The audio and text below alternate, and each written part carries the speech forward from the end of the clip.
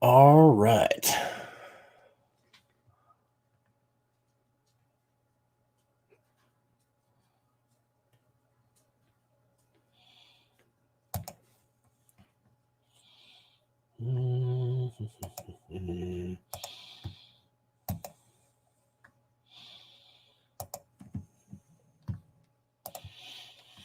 All right. Hope everybody's doing well. I'm just going to get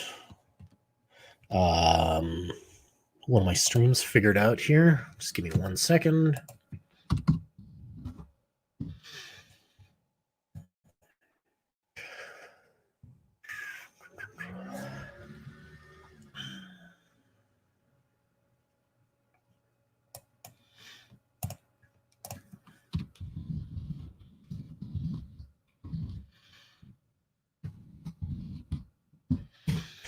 Yeah, I'm just going to get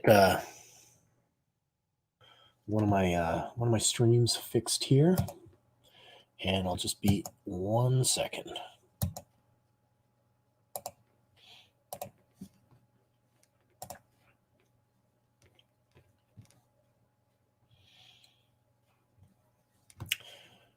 All right. Copy. And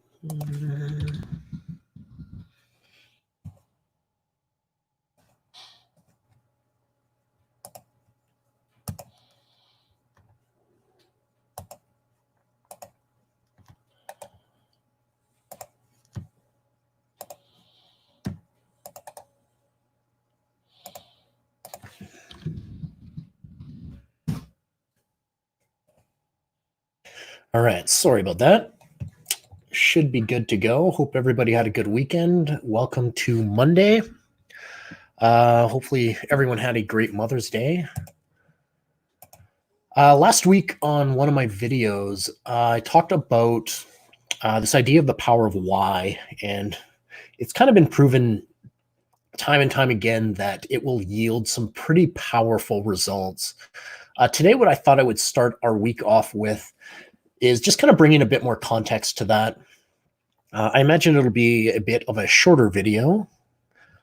I actually was going to postpone this. I'm on a little bit later than I normally am, but I've got a pretty busy afternoon ahead of myself, and there's a lot of really nice.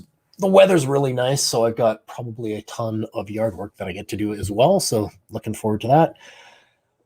What I wanted to talk about again is that this idea of starting with why, and like I mentioned, it's something that can provide you with a lot of really powerful benefits when we start thinking of why rather than how or what.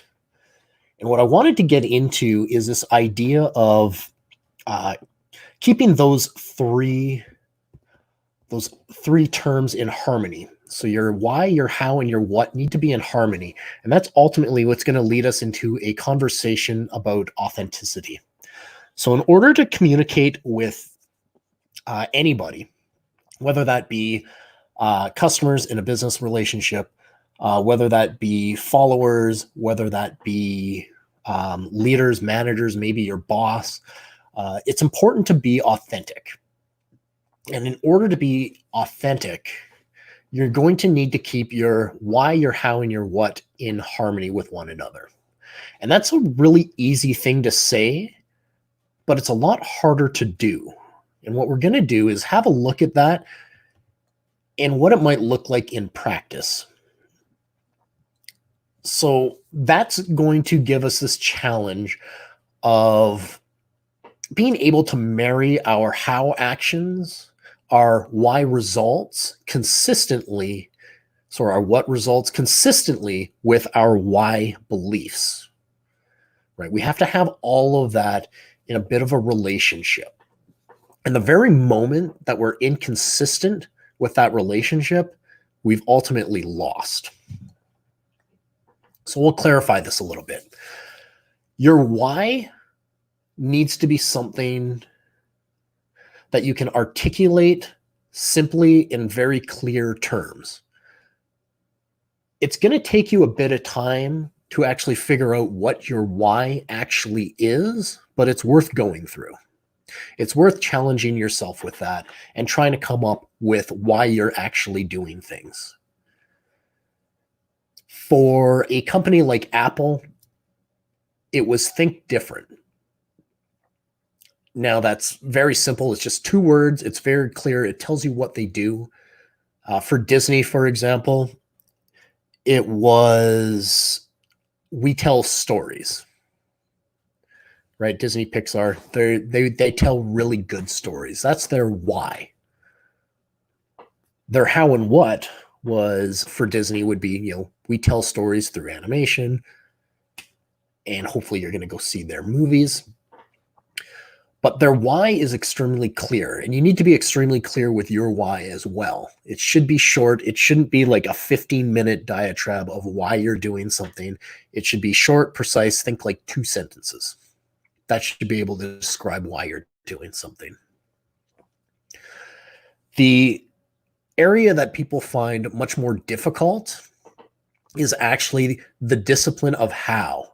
So your how, once you've established a crisp, articulate why, your how is actually having the discipline and dedication to support your purpose.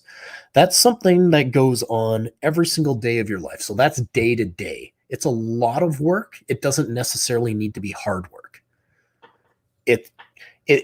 For example, if your goal was to lose 15 pounds, your how is being able to get to the gym when your trainer has prescribed your workouts. It's having the nutritious food to sort of back it up. Hows are the values and principles that guide your actions and decisions on those day-to-day decision-making choices. They're what truly differentiates you from your competition. So it's what really sets you apart. It's your work ethic. It's whether or not your ambition meets your work ethic, or your work ethic meets your ambition.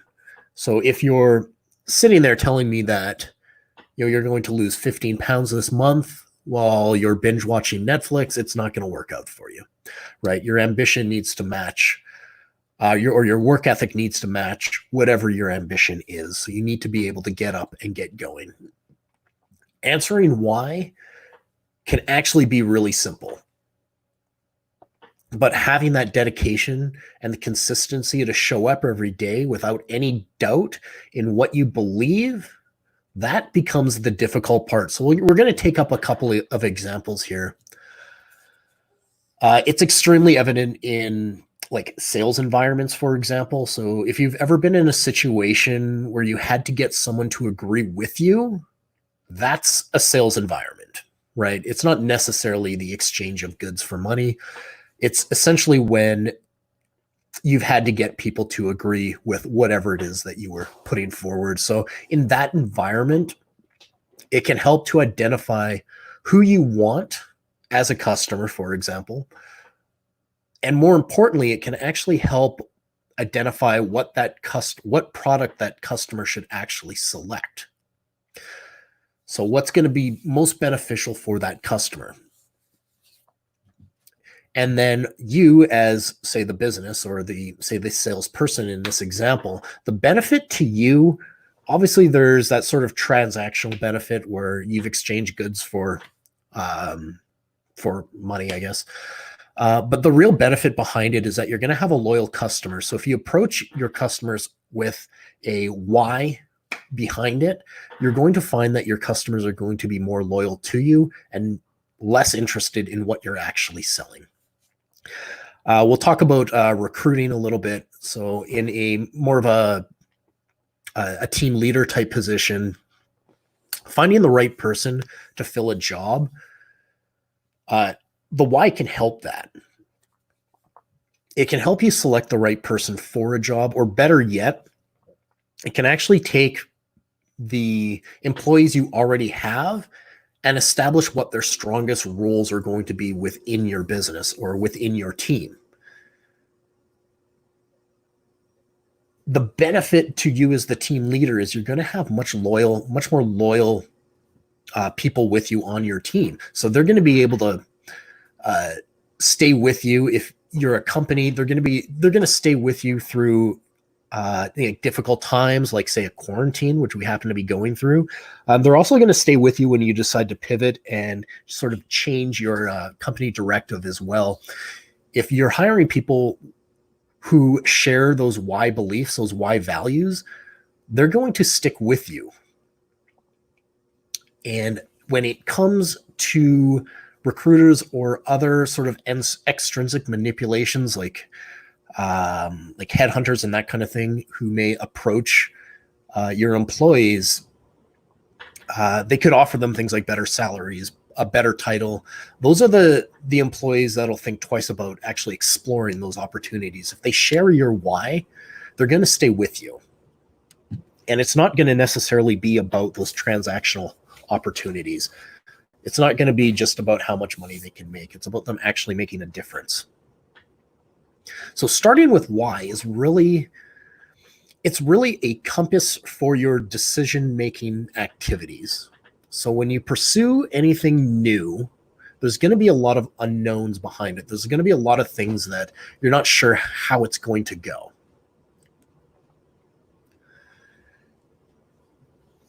And there's going to be plenty of opportunities for sort of these extrinsic manipulators to affect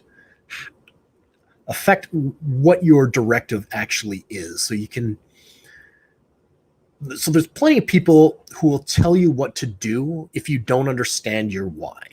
You can quickly, but if you do understand your why, you'll quickly be able to reject all of these sort of hows or what suggestions that are inconsistent with your why. That's going to help you focus. That's going to help you clarify where to spend your time and what you should be doing. So as human beings, we tend to depend on others for support. And if we can find people who also believe in our why, maybe they share that belief, we're going to create our strongest support systems. Most people start with what? Because it's really easy. It's an easy thing to communicate, but to communicate well, you need to keep your what and how and why all in harmony. That's what creates authenticity. And it's at that what level where all that authenticity happens. So you need to be able to keep that all in line and all married together. It's how you're going to get started. All right. So that's going to be it for today. So just a little bit more context behind our hows, our whys, and using those hows and whats to support our how, or to support our why, and to keep that all in a harmonious relationship. All right. So I hope you enjoy your day today. I will be back on tomorrow morning at the regular time. Have a great day. I'm gonna go get my workout done. All right. See you guys later.